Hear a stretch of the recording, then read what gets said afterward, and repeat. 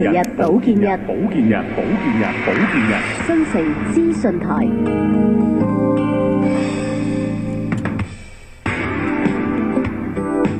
大家好，我係黃耀明。世界衛生組織估計全世界有盲人4000萬到4500萬，而低視力嘅係盲人嘅3倍，約為1億4000萬人。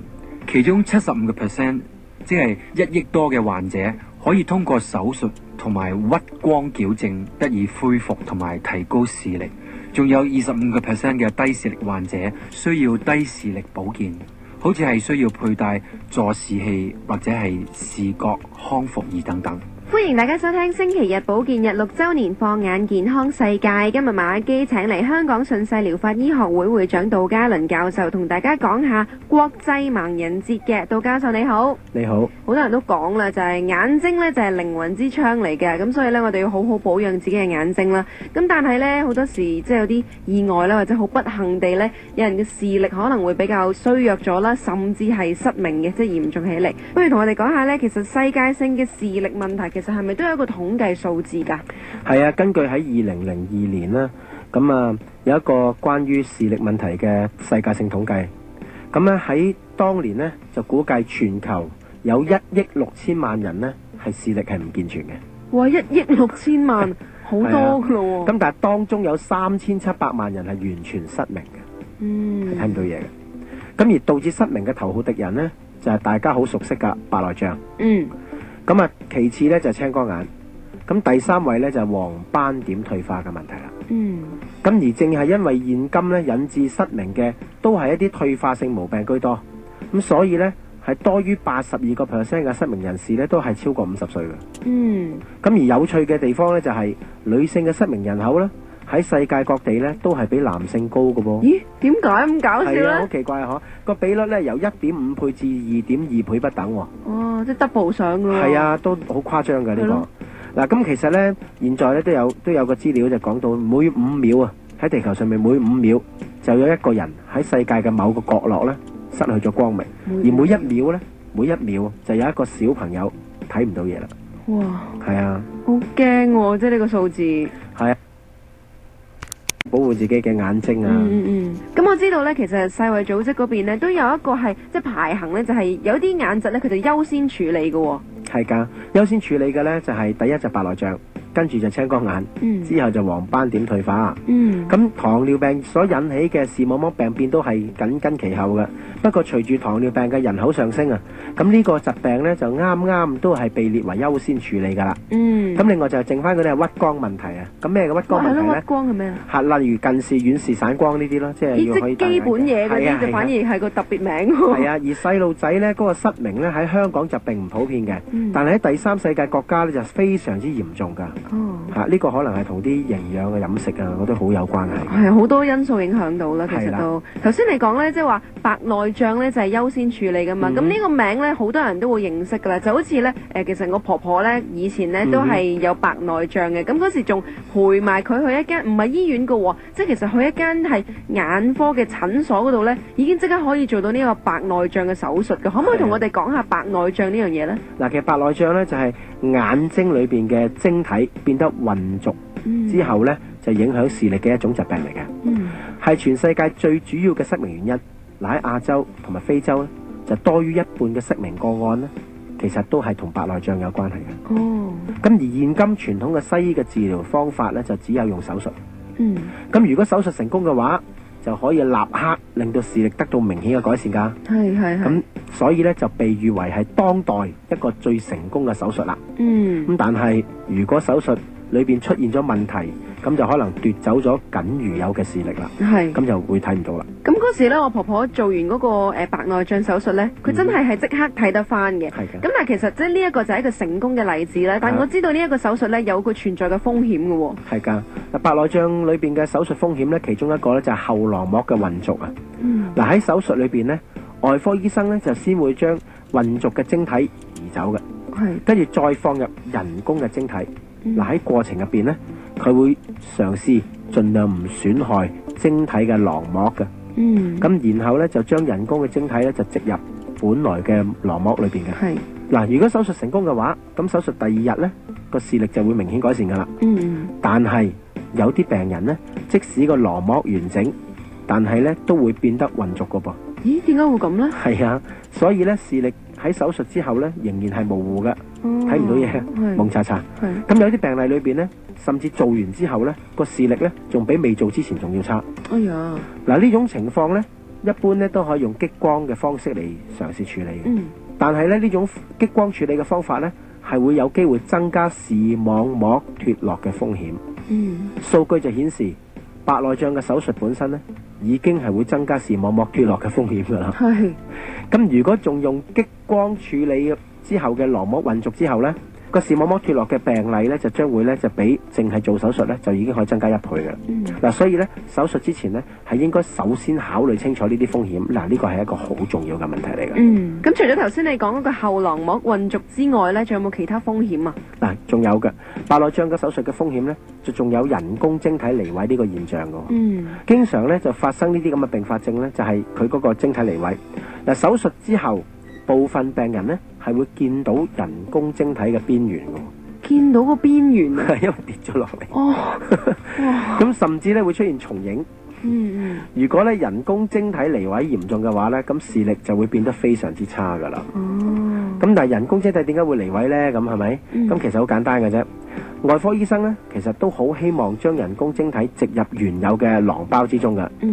嗱，佢哋咧係會用盡方法保持個囊包嘅完整。咁但係咧囊包咧實在非常之薄嘅。咁就好似紅血球咁薄嘅。咁有啲時候咧佢就會穿咗或者爛咗。嗱，咁樣咧都會令到人工晶體咧離位嘅。嗱，咁如果真係離咗位嘅話咧，咁就要做第2次手術噶啦。咁啊希望可以將嗰個囊包縫翻好啦咁。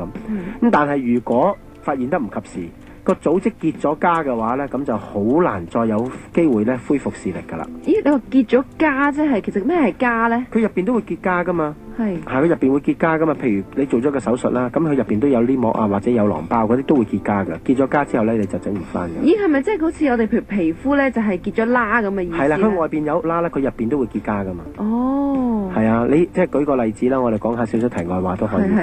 有冇聽過整容手術啊？有，成日聽到係啦，咁有啲會割雙眼皮啦，係咪？有啲會隆胸啦。嗱，咁其實咧，你知唔知道咧？其實絕大多數嘅手術咧，其實都係即係為白人而設嘅，最初係。咁而好奇怪喎，以體質嚟分咧，我哋個種族咧，白人咧係最少喺手術後結痂嘅，但係咧比較多嘅就黃種人，而最多就黑人。點解？咁所以咧，係啊，嗰啲種族問題嚟㗎。咁如果咧有一般人咧，就譬如做以隆胸手術為例啦，咁做咗之後咧，白人咧可以做得好自然嘅。但係咧，我哋黃種人咧係有好大嘅機會咧，就係會喺入邊結痂，而跟住咧就係收緊咧，就逼住咗入邊嗰個袋嘅。咁而黑人係更加唔使講啦，一段時間之後咧，就好似真係硬掘掘就唔識喐添。咁呢啲就裏邊嘅結痂啦。問題咁樣。咁如果你做手術一樣啫嘛，咁譬如我哋黃種人咁樣啦，我哋都會有好大機會有呢個現象。咁所以咧，有時做手術真係要小心。咁當然白人係比較少啲嘅，即係喺呢個種族嘅問題咧，冇得講嘅呢個就。呢個好特別喎，咁樣學多啲嘢喎。幾得意嘅問題嚟㗎。所以我哋應該咁講，要小心處理咯。即係如果你自己知道啊，我係黃種人，我結痂嘅機會咧，結疤嘅機會，我係比白人多嘅。咁你有時做手術嘅時候就要小心啲，要考慮個風險同評估個風險。OK，呢個係好重要嘅。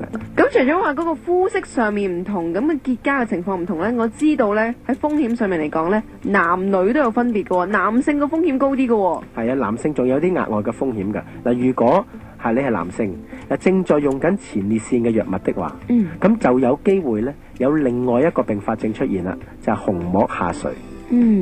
點解咧？咁就前列腺嘅藥物咧係會放鬆到小便時候嘅肌肉噶嘛。咁但係同時咧，佢亦都會影響虹膜嘅肌肉噶喎。咁當手術進行嘅時候咧，如果個虹膜突然收縮，咁就可能令到個手術咧係冇辦法完成嘅，咁就會夾實晒啲嘢，可能連個鉗都喺入邊。咁我想問下咩係虹膜咧？嗱，其實咧虹膜咧就係我哋眼球黑色嘅部分。嗱，我哋中間有個瞳孔噶嘛。係啊。咁虹膜嗰個收縮啦，OK 擴張就可以控制我哋個瞳孔。咁就係一個眼球嘅結構部分，就好似相機嘅鏡頭啦。咁你嗰個長鏡扭左扭右咁，可以控制佢嗰個焦距啊，即係嗰啲咁嘅東西。好深入啊！比較複雜啲，有陣時就咁用把口講係好難理解，用圖解會好啲。係，就係咁嘅情況。咁希望你明白。明白好啲啦，起碼知係邊個位先啦。咁喺咁嘅情況裏邊呢，因為你用緊嗰啲藥物㗎嘛，咁你有陣時佢就會放鬆到啦，但係你唔知道幾時會收縮嘅喎。咁如果做下手術產生呢個現象嘅話呢，咁就會產生一種額外嘅風險啦。喺美國啊嘅有一項嘅研究訪問咗1000個眼科嘅外科醫生，佢哋自己都承認啊，佢哋有試過虹膜下垂嘅問題㗎。嗱，大部分嘅時候呢，佢哋都話並唔知道原來個病人正在喺度用緊前列腺藥物㗎，你幾得人驚。嗱，順帶一提嘅就係嗰啲藥物呢，有陣時都會用喺血壓嘅控制或者腎石嘅問題㗎嚇，即係唔係淨係用喺前列腺上邊嘅。咁所以呢，如果女性有食呢啲藥物用嚟控制腎石或者血壓嘅話呢，佢哋都唔代表係完全安全㗎，都可能會同樣產生呢個問題。好啦，咁我知白內障嘅資料呢，其實未講晒㗎喎，轉頭翻嚟呢，麻煩杜教授同我哋講下白內障手術嘅併發症好唔好啊？好啊！大家好，我係黃耀明。1984年喺沙特阿拉伯首都利雅得召開嘅世界盲人聯盟成立大會上面，確定咗每年嘅10月15日為國際盲人節。呢個節使到盲人喺國際上面第一次有咗統一嘅組織同埋自己嘅節日。喺呢一個之前，盲人節係冇固定嘅日子。一啲嘅歐洲國家嘅盲人經常喺秋天舉行文藝活動，並將呢一項活動嘅紀念日稱為白手杖節。翻嚟星期日保健日6週年放眼健康世界直播室繼續有馬基咁，同埋咧請嚟香港順勢療法醫學會會長杜嘉倫教授喺度嘅。嗱，杜教授頭先就講咗好多白內障嘅嘢啦，而家可唔可以同我哋講下白內障手術嘅併發症呢？嗱，其實白內障嘅手術嘅併發症咧，包括發炎、流血，同埋以致咧係完全失明嘅可以。嗱，咁視網膜脫落咧，亦都可能喺成功嘅手術之後幾個月或者幾年後可以出現嘅噃。所以冇乜保證嘅。係咯。咁眼壓過高或者眼簾下垂咧，亦都可能係其中一種併發症。另外，如果病人同時有黃斑點，或者又有視網膜嘅問題嘅話咧，咁即使個手術係非常之成功，亦都唔會有啲乜嘢嘅視力好轉。所以咧，其實咧真係唔係咁 happy 嘅啫。咁都想問下啦，即係如果一個人嘅視力係健全嘅話，咁當然希望冇病冇痛啦。咁但係咧，我都知道咧有一啲白內障嘅高危因素咧，我哋要留意下嘅。係㗎，嗱，白內障嘅高危因素咧就同年齡有關啦。咁通常你年齡比較大咧，咁啊年齡越高啦，白內障嘅機會越大啦。咁另外仲有 UVB。就對眼睛嘅輻射啦。咁嗱，其實呢啲 UVB 嗰啲特別咧就係咩？喺海灘啊、滑浪嗰啲咧。咁啊，譬如澳洲好常見嘅啦。咁啊就係嗰個叫做海水嘅反射啦。咁啊令到傷害個眼睛啊、白內障啦。嗱，不過咁講還講，其實呢啲咧都係同你嘅飲食營養有關係嘅。如果你自己本身嘅飲食入邊，平時都係多啲紅蘿蔔啊、番茄啊，或者係深綠色啊，或者係綠黃色嘅蔬菜咧，呢啲咁樣嘅植物嘅話咧，咁你就會有多啲嘅 beta 胡蘿蔔素。嗱，喺咁樣嘅情況之下咧 ，UVB 嘅傷害咧係唔會足以構成咧咁嚴重嘅白內障問題嘅。但係好多人咧大量都偏食咧，尤其係外國人好多都係佢比較食肉多啊。咁嗰啲蔬菜得半碟嘅啫嘛，攞嚟睇跟住攞嚟抌嘅就好少食。咁如果咁嘅情況嘅話咧，你俾 UVB 嘅傷害嘅機會就會大大升高。所以如果想對眼好啲嘅話咧，注意 beta 胡蘿蔔素嘅吸收係好重要嘅。而 beta 胡蘿蔔素咧就唔一定淨喺紅蘿蔔入邊嘅，逢係綠黃色嘅蔬菜啊，譬如芥蘭啊、菜心都可以嘅。咁或者係青椒啦。紅色嘅燈籠椒啦，黃色嘅燈籠椒啦，或者係嗰個橙啦、木瓜啦，或者係番茄啦，咁都可以有嘅。咁你注意下呢個飲食就好得多。咁另外仲有吸煙啦，吸煙亦都係增加白內障嘅原因啦。仲有糖尿病啦，咁呢個好多人都知㗎啦。仲有就係用類固醇，唔理你食定茶。OK， 即使好少都好大問題嘅。咁另外仲有咧係飲酒啦，仲有係肥胖，所以有時唔好太過肥啊。仲有咧係眼睛曾經受傷，咁都可能形成一啲後遺症咧，導致將來你白內障。咁另外剩翻一個問題咧，仲係營養嘅因素啦。嗱，尤其是咧你缺乏咗維他命 B2 核黃素。嗱，如果佢缺乏佢嘅話咧，就唔係好妥當，因為咧。B2 核黃素咧就喺細胞嘅呼吸過程裏邊咧，核黃素係喺